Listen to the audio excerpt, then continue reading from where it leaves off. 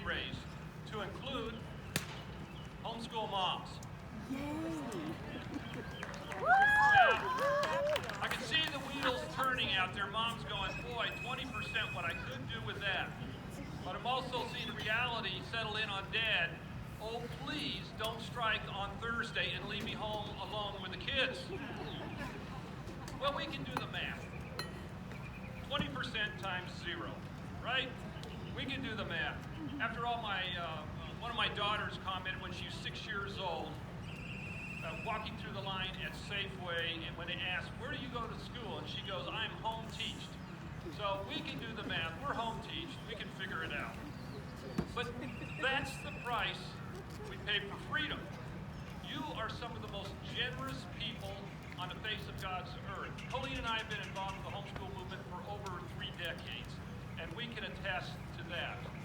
You're the kindest, giving, generous people with your time and your money, your resources.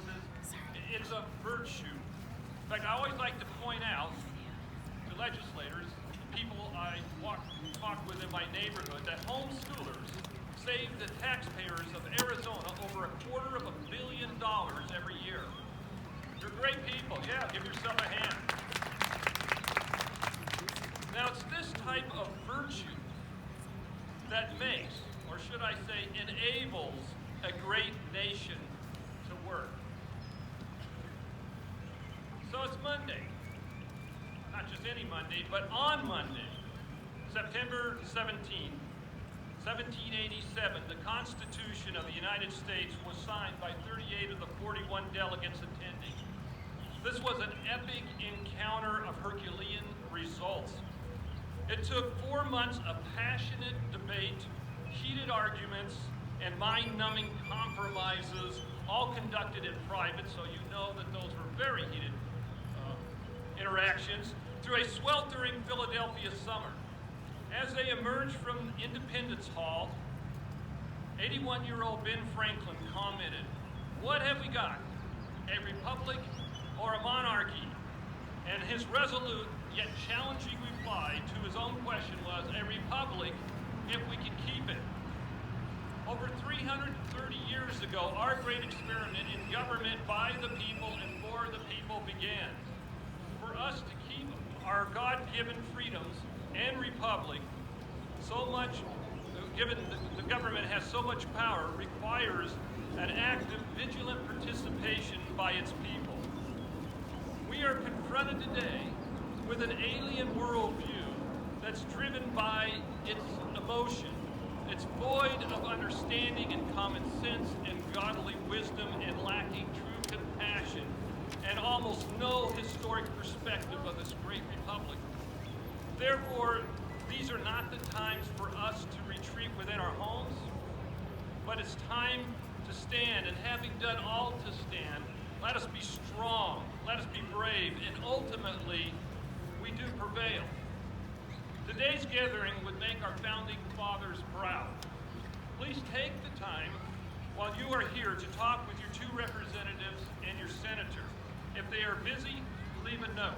Thank them for all that they do representing your legislative district, and remember to always be gracious and appreciative of their sacrificial work. Sustaining a republic requires an understanding of the legislative process. From proposing a bill, influencing it as it flows through the House and the Senate committees, and right through to the governor signing.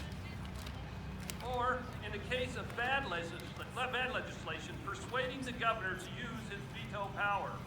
This was the case in 1991 when then Governor Fife Symington, on AFHE's behalf, vetoed House Bill 2075, which contained a last-minute, late night, that is a sine-die night, amendment toxic to family and homeschool freedoms.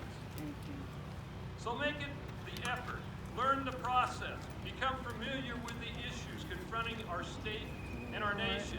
And be sure to follow up during election times to educate yourself on the candidate's position and make the most. Show up and make an informed vote. These last few years have been fruitful for homeschooling in Arizona. In 2014, we were successful with policy negotiations resulting in equal scholarship treatment for homeschool students at our 3 state universities. Ultimately, this involves $72,000 in reparations to affected homeschool families. In 2017 was a milestone year for homeschool legislation. It all started when 2 courageous homeschool women, jeopardizing their employment, stood their ground and refused to take the GED when their diploma and transcripts were called into question. This led to successful state agency negotiations. It was followed with passage of House Bill 2389. This bipartisan legislation requires all state, county, and local government entities to recognize the homeschool diploma and transcript when it comes to jobs, college admission, scholarships, or any other endeavor requiring a high school diploma. And we should give thanks to Governor Ducey for supporting House Bill 2389. Now, law of this nature and this depth may take a while to make its way down through all the levels of government. So if at any time you find resistance to your diploma and transcripts, please let AFHE know. We will look into it. After all the heavy lifting has been done. This year, AFHE passed House Bill 2536, a homeschool equity bill. It dealt with homeschool students who supplement their education through dual enrollment classes taught at joint technical education district schools. In the past, homeschool students couldn't get college credit because state statute prevented community colleges from awarding them earned credits. House Bill 2336 completed its House and Senate journey on March 27th and made its way to the governor on March 28th. And because it passed with an emergency clause, which requires a 2/3 vote of both chambers, and I might add, all 30 senators voted for it on the Senate side, it became the law of the land the day Governor Ducey signed it on March 29th.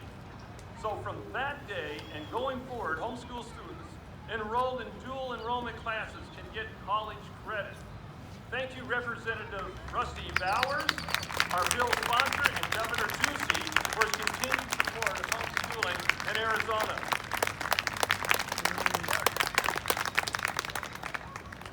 Finally,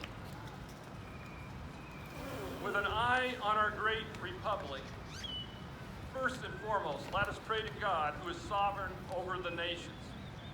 And let us stay informed of the issues and candidates. Let us be familiar with the legislative processes. Let us vote. And on those warm spring days, when we make our way around the Capitol and our children ask, Mom, Dad, what type of government do we have? May our answer always be a republic, if we can keep it. Thank you, and God bless, and may the peace of Christ rest on all of you.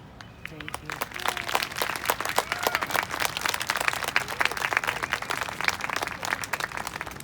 Well, good morning, and welcome to the state capitol.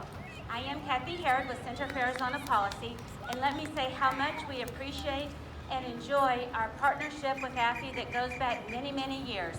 When I first got involved in this work, it probably was homeschooling that I first really linked up with, and we consider it a high priority at Center for Arizona Policy to protect your right to homeschool and to ensure that the government is not interfering with your rights. And so we appreciate the work that